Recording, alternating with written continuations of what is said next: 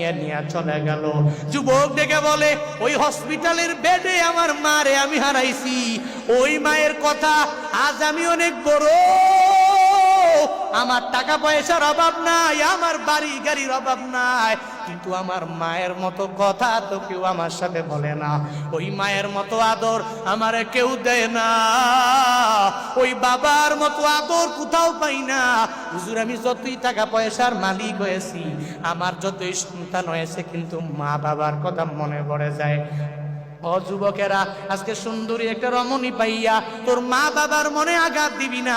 স্ত্রীর জায়গায় স্ত্রী থাকবে, মা বাবার জায়গায় মা বাবা থাকবে, তোমার সন্তানের জায়গায় সন্তানেরা থাকবে, শ্বশুরের জায়গায় শাশুড়ি, শাশুড়ির জায়গায় শাশুড়ি থাকবে। এদের বেলায় এদেরটা, মা বাবার বেলায় মা বাবারটা, সন্তানের বেলায় সন্তানেরটা। ও বান্দারা, এই চিন্তা নিয়ে আগাইয়া যাওয়া লাগবে।